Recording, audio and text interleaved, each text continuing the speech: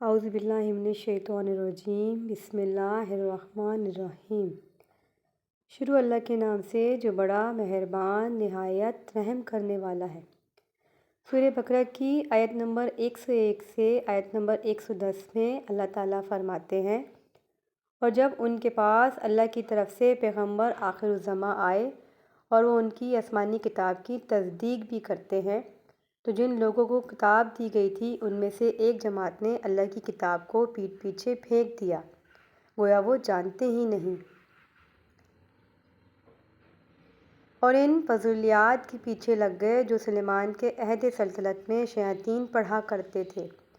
اور سلیمان نے قطعی کفر کی بات نہیں کی، بلکہ شیاطین ہی کفر کرتے تھے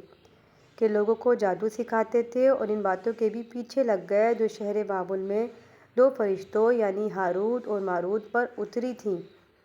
اور وہ دونوں کسی کو کچھ نہیں سکھاتے تھے جب تک یہ نہ کہہ دیتے کہ ہم تو ذریعہ آزمائش ہیں، تم کفر میں نہ پڑو۔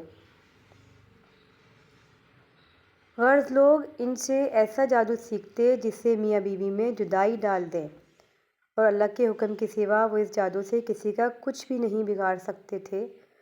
اور کچھ ایسے منتر سیکھتے جو ان کو نقصان ہی پہنچاتے، فائدہ کچھ نہ دیتے، اور وہ جانتے تھے کہ جو شخص ایسی چیزوں یعنی سحر اور منتر وغیرہ کا خریدار ہوگا اس کا آخرت میں کچھ حصہ نہیں،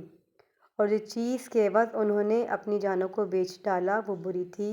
کاش وہ اس بات کو جانتے۔ اور اگر وہ ایمان لاتے اور پرہیزگاری کرتے تو اللہ کے ہاں بہت اچھا صلہ ملتا، کاش وہ اس سے واقف ہوتے۔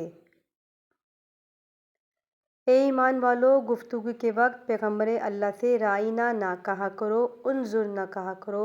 اور خوب سن رکھو، اور کافروں کے لیے دکھ دینے والا عذاب ہے۔ اور جو لوگ کافر اہل کتاب یا مشرک وہ اس بات کو پسند نہیں کرتے کہ تم پر تمہارے پروردگار کی طرف سے خیر و برکت نازل ہو، اور اللہ تو جس کو چاہتا ہے اپنی رحمت کے ساتھ خاص کر لیتا ہے،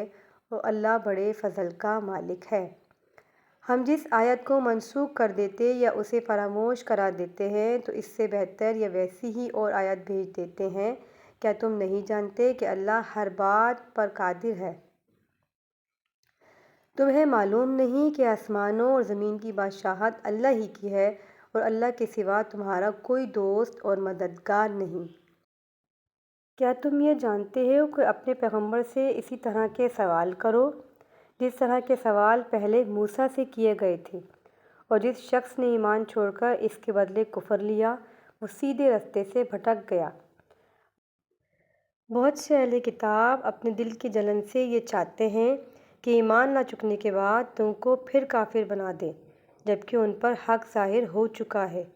تو تم معاف کر دو اور درگزر کرو یہاں تک کہ اللہ اپنا دوسرا حکم بھیجے، بے شک اللہ ہر بات پر قادر ہے۔